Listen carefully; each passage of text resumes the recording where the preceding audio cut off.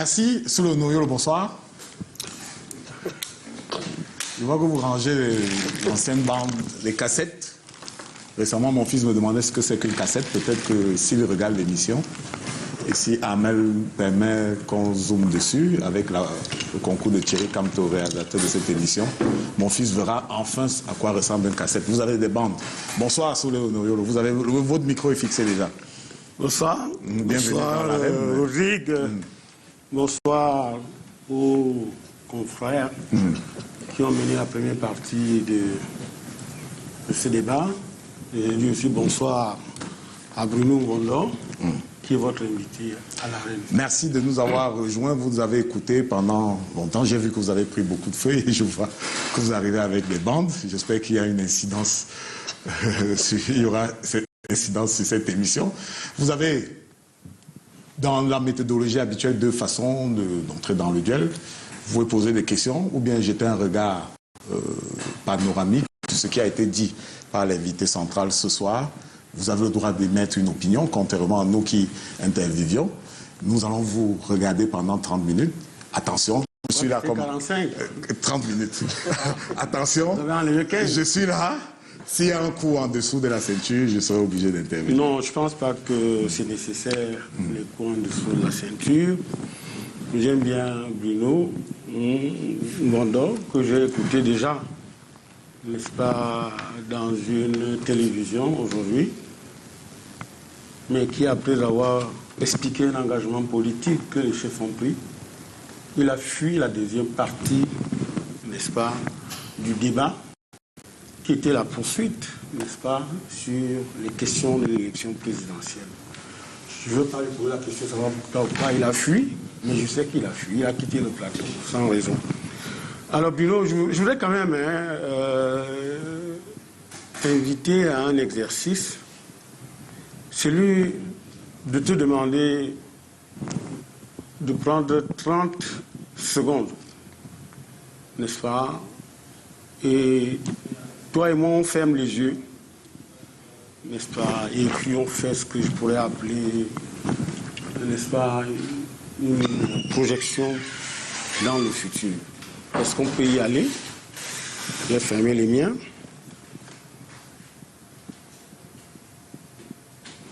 Merci. Dans cette projection dans le futur, combien de mandats voulez-vous encore pour Paul Biya? 7 ans, 14 ans, bien 21 ans. Puisque vous semblez être dans la perspective de l'éterniser au pouvoir. Et est-ce que vous pouvez répondre à cette question et nous dire, avec des justifications à l'appui, qu'est-ce que vous le croyez encore être capable de faire, qui n'a pas fait pendant 42, 43 ans? Nous avons exprimé la fidélité à un homme qui, pour nous, a fait grandes choses. Nous avons exprimé notre position vis-à-vis de nos enfants, dont nous avons la charge, en guise de reconnaissance. Et le chef n'a pas deux paroles. Nous avons une même parole depuis 1983. Nous avons pris toutes les positions pour montrer que nous sommes avec. Et nous disons aujourd'hui, l'expérience, la sagesse, le patriotisme et la clairvoyance de l'homme sont des éléments nécessaires. Le cerveau ne connaît pas la régénérescence. Est-ce que vous pensez, vous avez tout à l'heure indiqué à Nathan Moubou de ne pas regarder, de ne pas conduire la voiture en regardant dans le rétroviseur. Déjà que je ne suis pas d'accord avec vous, parce qu'un chef traditionnel est, vous avez régulièrement dit ça, c'est le gardien des traditions. Plus loin, on dira que c'est le dépositaire, n'est-ce pas, des traditions ancestrales.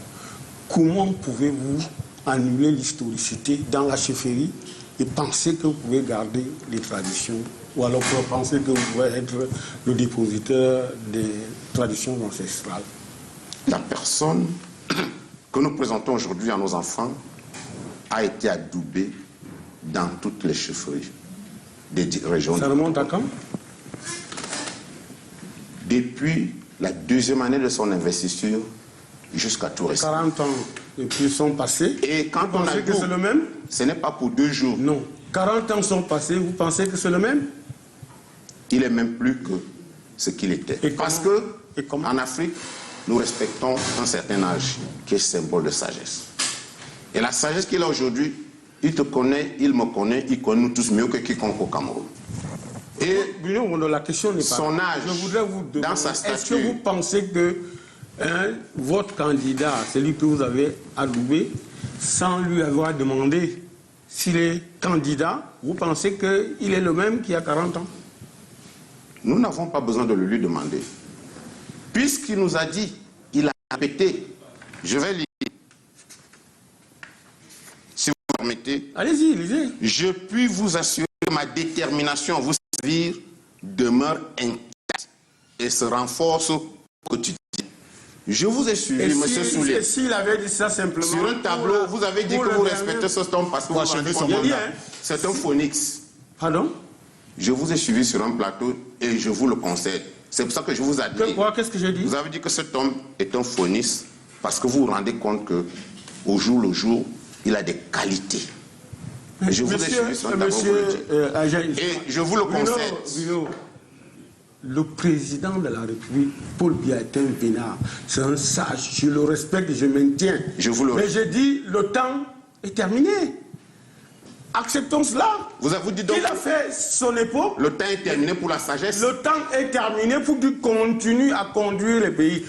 Vous savez qu'aujourd'hui, il ne rencontre presque personne. Vous pouvez me citer combien de fois il rencontre le Premier ministre? Il le faisait avant tous les vendredis. Vous pouvez me citer combien de fois il a reçu un ministre en audience? On ne voit pas. Le ministre a remis lundi soir l'appel à candidature des chefs traditionnels du président de la République. C'est une escroquerie politique. Il était nécessaire que vous-même vous allassiez rencontrer votre collègue chef. C'est notre tutelle. Non, je parle de monsieur Nungi. Nous l'avons commissionné. S'il vous plaît. Non, il parle de Nungi. Nous avons commissionné notre tutelle d'aller remettre notre document. Comment vous êtes inféodé, vous êtes auxiliaire de l'administration et vous envoyez votre tutelle? Auxiliaire de l'administration ne veut pas dire esclave de l'administration. Ça veut dire celui sans qui l'administration ne pourrait pas exister. Bon, alors j'ai le sentiment que vous êtes...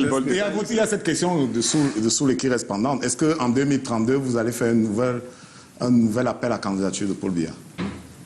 Nous sommes en 2025. Même en 2039. C'était sa question. Nous sommes en 2025. Nous avons pris une position en 2025. Maintenant, vous le fond des formes. Vous pensez que... Donc pour le moment, pas de 2032. Je vous ai dit, nous sommes en 2025.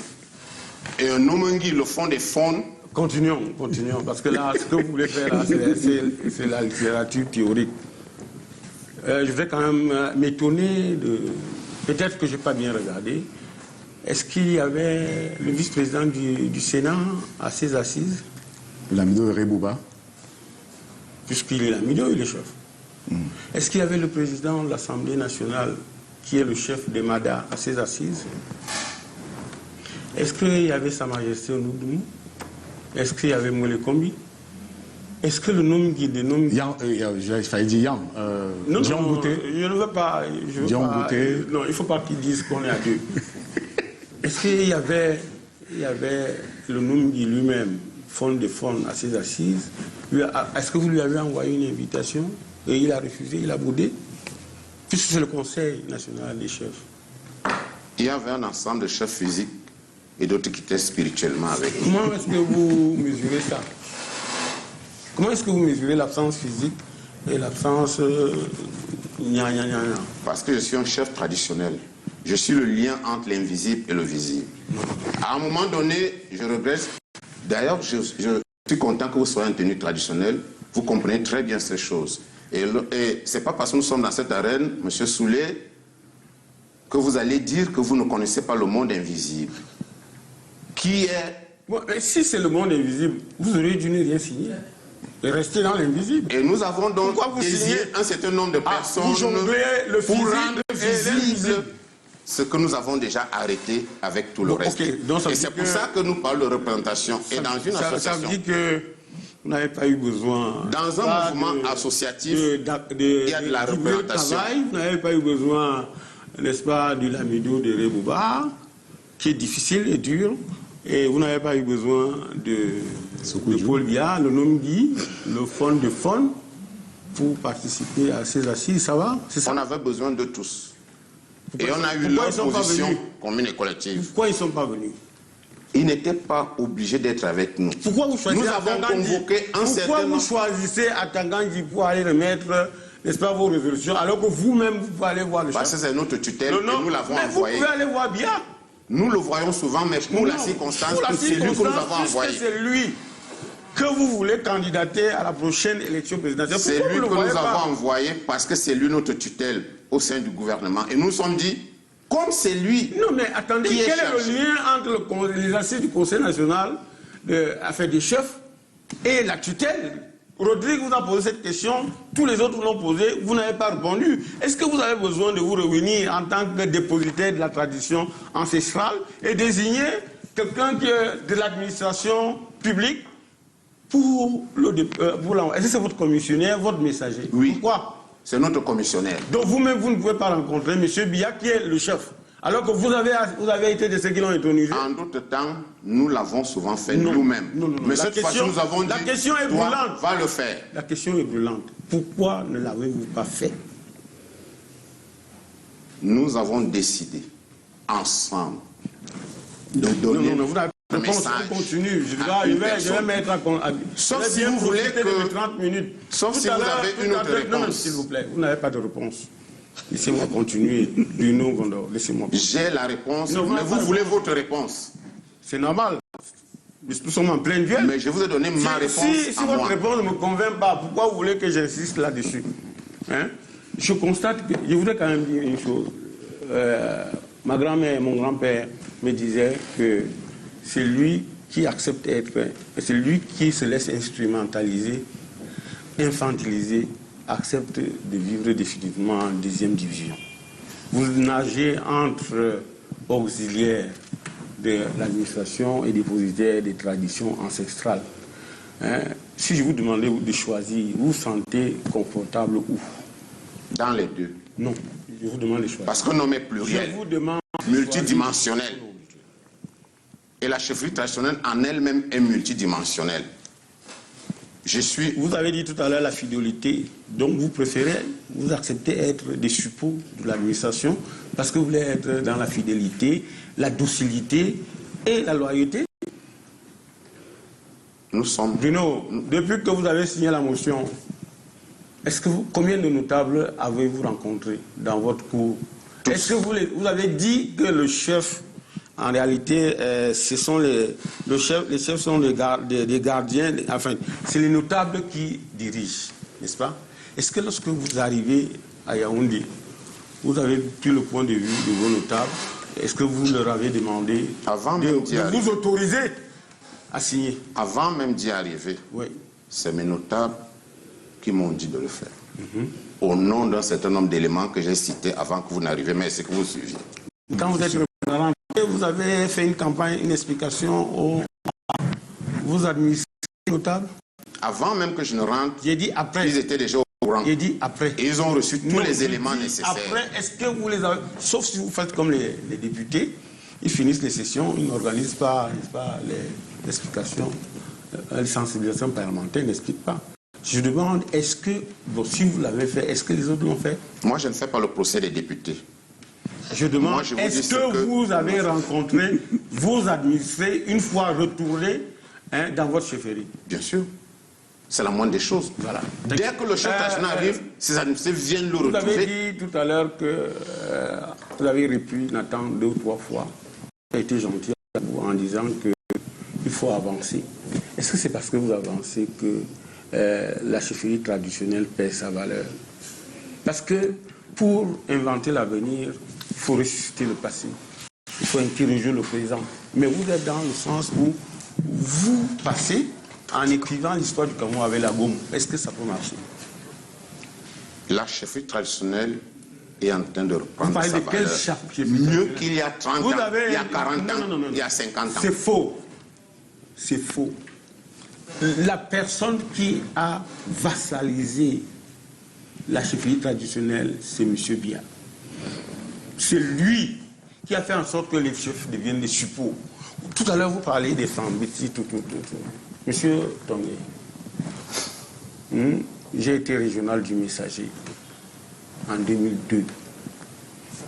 Vous comprenez? J'ai vu... À Bafoussam. À Bafoussam.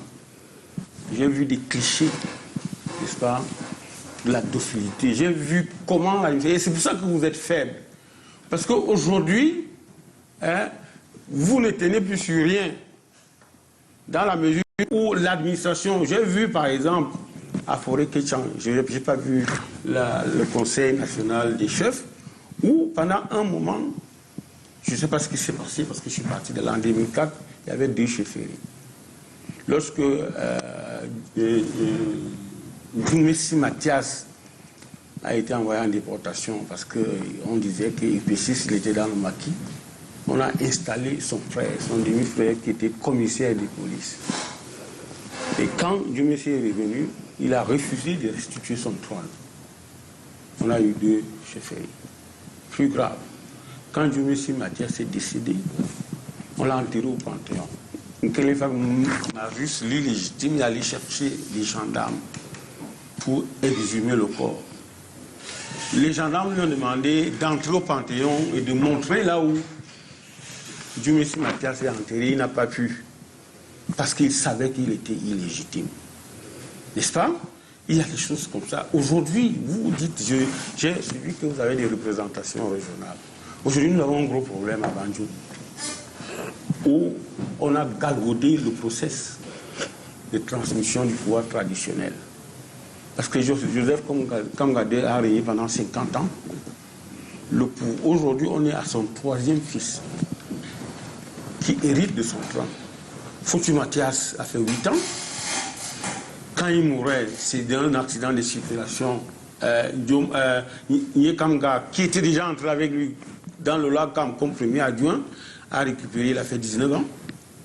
Je me souviens encore lorsque le gouverneur Tidjani, en 2002, il a présidé l'homologation d'un nouveau chef.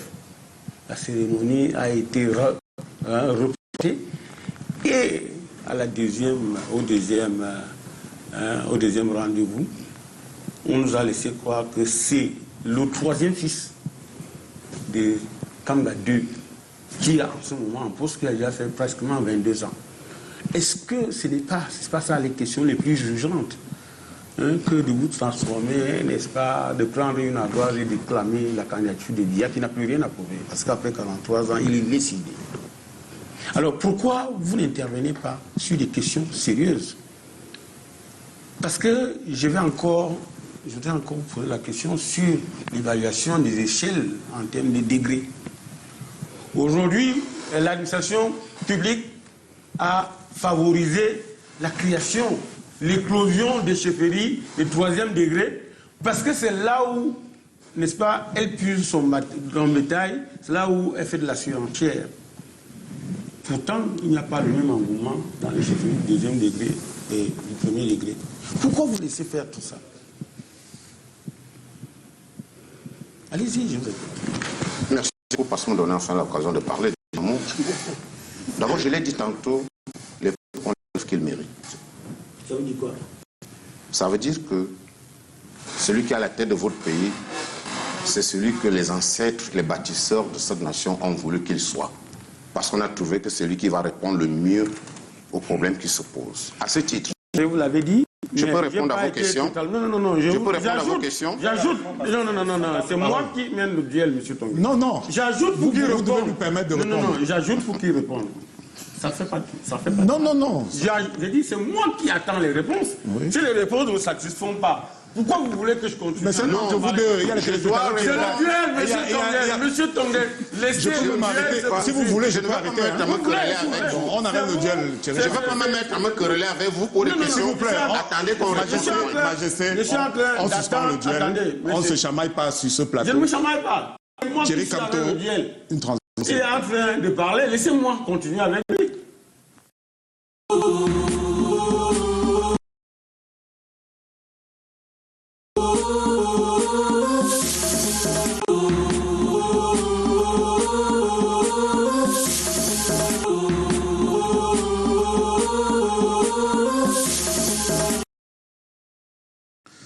Merci. Alors, les règles sont simples. Soulé Onoyolo prend la parole. S'il fait 3 minutes, vous prenez la parole pendant 3 minutes pour répondre si vous voulez. Mais vous n'excédez pas les 3 minutes. Il pourra vous relancer à la fin. Sinon, on ne va pas se comprendre sur le plateau. Merci. Monsieur Soulé a posé 2 problèmes. Je vais me résumer. Il a parlé longtemps, mais c'est 2 problèmes. Le problème de la succession à la tête des chefferies et le problème de la classification des chefferies.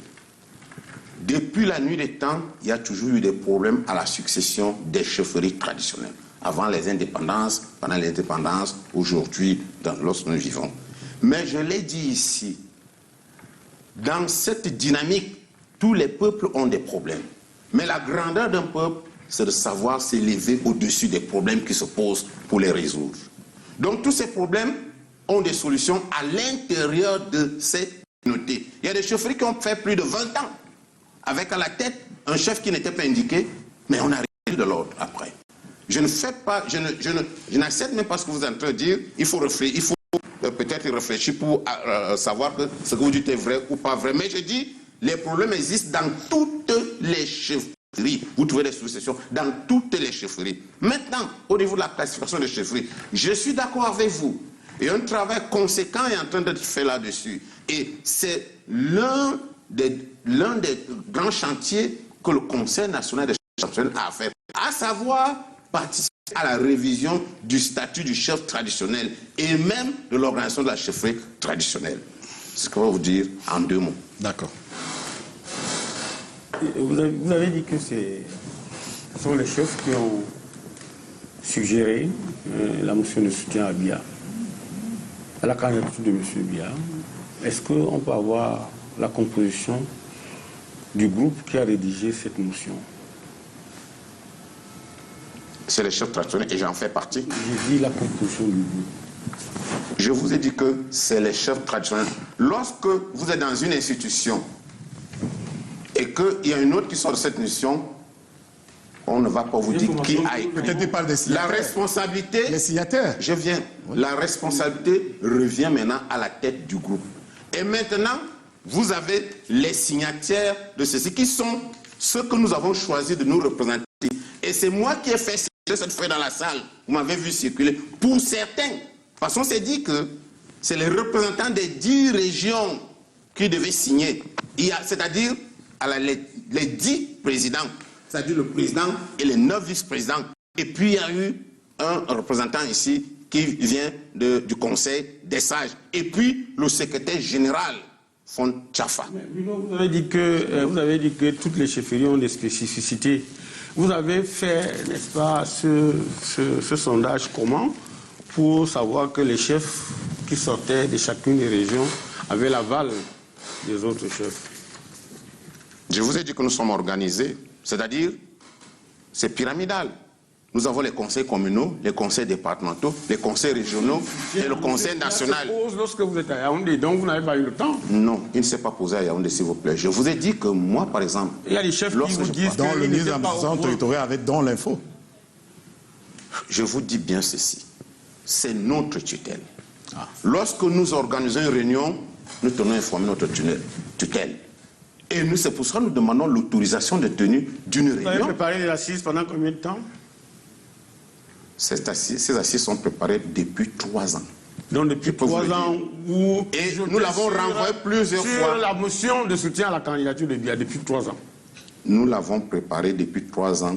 L'objectif premier de cette rencontre, c'était par rapport à notre bureau national. Je l'ai dit ici. Je voulais évoquer... Mais l'occasion faisant le larron, nous nous sommes dit, nous sommes en 2025. Le chef de l'État a fait un discours en début d'année et ce discours a donné un certain nombre d'orientations. Voici notre position par rapport à ce discours de cette année. Voici notre position par rapport à ces éléments que nous avons réunis dans notre parcours avec ce monsieur. Sous le demande à quel moment vous avez consulté la base, si c'est après le discours du 31. Vous avez tenu vos assises en fin janvier. Vous avez consulté la base à quel moment? Mais nous sommes avec notre comité tous les jours. Encore, vous dites que vous préparez les assises depuis tous les jours. Or, vous vous inspirez de la sortie de M. Biya le 31 pour rédiger la motion de soutien. Donc, vous n'avez pas pensé à cela depuis 3 ans? L'objectif premier de notre rencontre, c'était notre bureau. Nous vous le disons.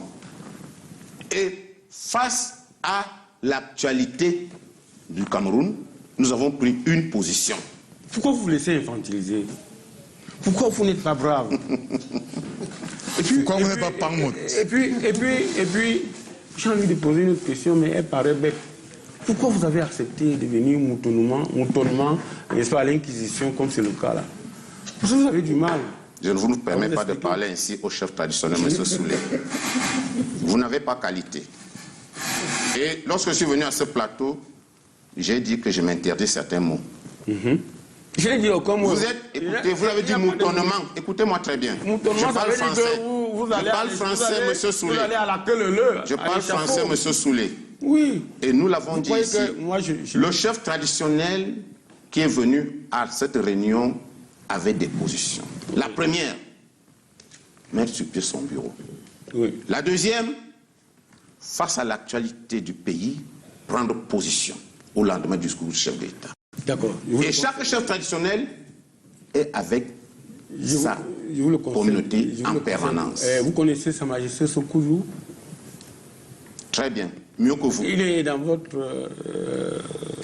conseil. Est-ce que vous pensez que s'il avait été là, il aurait pris les choses de la même façon? Parce que j'ai apporté ces cassettes, j'ai fait 30 interviews à Sa Majesté Sokoudjou.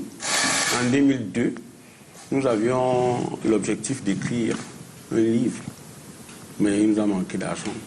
En 2002, il avait 5 ans de règne. Aujourd'hui, il en a plus, je crois, 22. Ça fait 72. 72 ans de règne. Lui-même, il a été déporté. Lorsqu'il est revenu, à la différence de Dioumessi Mathias, il a récupéré sa chefferie.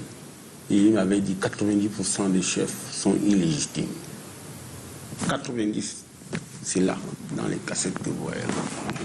Est-ce que vous partagez son avis? C'est vrai que vous avez fait le débat sur la légitimité, l'illégitimité. Maintenant, je vous pose la question en me référant sur les interviews, les entretiens que j'ai eu avec Sa Majesté Sokoudjou. Et pendant que vous répondrez à cette question, parce que je voulais prendre le temps de répondre, vous pourriez aussi nous dire la place qu'occupe l'argent, n'est-ce pas, dans l'institution chefale. Parce qu'on a le sentiment que de plus en plus, certaines personnes achètent, n'est-ce pas, les postes de chef. Et ils ne durent pas. Parce que de plus en plus, on nous dit qu'il faut constater que les traditions ancestrales que doivent protéger, garder les chefs, sont de plus en plus renvoyées au calendrier grec. Parce que, étant illégitime, il y a des endroits, des espaces, ils ne peuvent plus entrer. Bruno, vous avez la parole. Oui, merci beaucoup de me passer la parole. Je suis ici pour faire le procès de Sa Majesté, qui est un aîné de très loin, pour qu'il ait beaucoup de respect. Et je respecte ses positions. Il respecte les nôtres. Je vais vous dire, Sa Majesté Sokoudjou est parmi les chefs qui ont été traumatisés. C'est ce qui a été réservé à l'autorité traditionnelle avant même 1982. Et je vais vous dire, M. Soulé, qu'il y a dans ces pays des zones où les chefs ont même peur de se retrouver dans un mouvement associatif parce qu'il a été interdit aux chefs traditionnels de se réunir. J'ai causé avec Majesté Sokoudjou à ce niveau. Et nous étions ensemble sur plus d'un point. Donc moi, je respecte ses positions. C'est normal. Et je vous ai dit, nous avons regardé le réviseur, nous sommes aujourd'hui en train de construire. Et nous nous sommes rendus compte que le chef d'État actuel construit avec nous et va dans ce sens. C'est pour ça que nous avons pris dans cette position, dans l'écrasante majorité de la chefferie traditionnelle telle qu'elle est constituée. Parlant de l'argent, c'est le de la guerre, mais la spiritualité ne vit pas en termes d'argent. Il faut bien... Ici, je crois que vous avez... Il faut bien vous le dire. Oui. Le chef traditionnel, dans une communauté organisée, est riche parce que sa notabilité, ses élites, sa communauté est riche. Lorsque nous arrivons dans une réunion, le roi Bandjoun, lorsqu'il garde sa voiture, ce n'est peut-être pas la même marque que la mienne. On sent une certaine puissance financière, économique et bien d'autres. Ça, c'est par rapport à sa communauté. Il en va et même de tout. Dans certaines chaufferies, on est en train de construire. 3 minutes. Je n'ai plus assez de temps. Oui, il n'y a plus assez de temps. Je n'ai plus assez de temps. Je voudrais continuer, oui. Vraiment, je suis d'accord quand vous le dites ici, que le chef est aussi fort, brave par rapport à sa communauté. Mais lorsque la communauté vous donne tout et vous venez au cours des assises d'un conseil, où vous proclamez, n'est-ce pas, le soutien à une candidature d'un individu, si ce qui vous finance, parmi ceux qui vous financent, il y en a qui sont dans l'opposition, vous pensez qu'ils vont continuer à vous donner l'argent? Ils vont continuer à vous construire le palais? Parce que c'est la trahison, ça. Vous êtes supposé manger l'argent de la communauté et être intègre. Et ne pas favoriser, au cours des assises comme ça, là, le soutien à une candidature. Nous leur disons que la paix n'a pas de prix. Voilà. Donc ça veut dire que... Nous disons que les valeurs traditionnelles, lorsqu'elles sont incarnées, n'ont pas de prix. En 1996, les élections législatives et municipales, on décourage le sultan roi de Bamoun d'être candidat à la mairie avec Mme Joya. Mais il y va, il est battu à plat de couture. Pendant les meetings, il convoque un meeting à Koutaba. Quand il arrive, il n'y a personne. Il appelle les notables lui dit on ne savait pas que c'est le sultan qui venait. On doit dire que c'est un candidat aux élections municipales. Est-ce que vous ne pensez pas que cet engagement politique des chefs qui veulent être maires, députés, est-ce qu'il est en train de perdre les valeurs ancestrales que vous voulez protéger? Je vous ai dit, M. Soulé, je respecte les positions individuelles des chefs traditionnels. Ils connaissent mieux leur contexte que moi. Je vous pose la dernière question pour qui. Jusqu'à maintenant, on voit l'envers, n'est-ce pas, de la médaille dans votre soutien. Mais moi, je veux voir l'endroit de la médaille. Pour positiver avec vous, vous décidez dans un pays où la gouvernance est médiocre, dans un pays où l'apologie de l'inertie. L'homme du renouveau ne remplace presque personne. Je ne sais pas si le comité central est décimé, le bureau politique est décimé. Du RDPC? Du RDPC, bien sûr. Il y a les membres qui ne sont pas là et tout. Et vous vous empressez, n'est-ce pas, de remplacer la ministre. Voilà. Oui, les ministres, les DG. Et vous venez, vous empressez de remplacer Ali Mayatou, président du Conseil, alors que Foucault ne l'a pas remplacé dans son poste de secrétaire d'État. Est-ce que vous voulez aller plus vite que la musique? Ou alors, c'est là où je dis que c'est positif, vous voulez demander à M. Biya de travailler, d'être regardant sur les affaires, ou alors vous travaillez avec les artistes de l'homme qui perdent conscience parce qu'ils veulent voir Biya tomber. C'est comme si vous voulez me dire que le roi Bazou est mort, parce qu'on le remplace par un membre du gouvernement, on ne doit pas attraper son successeur, le but comme c'est l'a fait. À la question. Ce n'est pas le cas avec la chefferie traditionnelle. Nous avons de fonctionner, notre manière de faire, et nous la respectons. Et quand nous avons une institution, fût-elle une association au sein de la loi de 90, nous y arrivons avec... Vous donnez les leçons de gouvernance à M. Biya, c'est ça? Ce n'est pas des leçons de gouvernance. Je vous dis que... à remplacer les gens qui sont décédés, tant dans son gouvernement, tant, n'est-ce pas, dans le bureau politique, tant dans le comité central, parce que vous ne comprenez pas. Mais vous avez comment vu... il le fait? Les avocats, ils ont trouvé un leader. Vous avez vu lors des architectes, les autres changer de poste. Pourquoi vous ne voulez pas que les autres changent? Pourquoi vous ne voulez pas que les autres changent? Non, je vous avons dit ceci. La chef traditionnelle a un mode d'organisation. C'est d'ailleurs pour ça qu'on dit nous sommes occidentaux. Parce que l'administration doit venir, ne peut pas savoir comment nous administrons traditionnellement nos communautés. Et elle passe par nous pour les atteindre. C'est pour ça que nous sommes auxiliaires.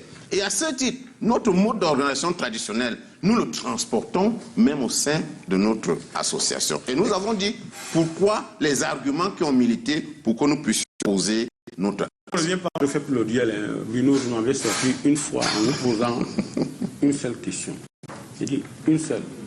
Le long de cette interview, vous avez surfé entre le refus de l'engagement politique, le refus de la démocratie dans l'institution, au sein de l'institution chefale, et puis, en même temps, beaucoup de chefs vont à la compétition électorale pour être députés, sénateurs et bien d'autres.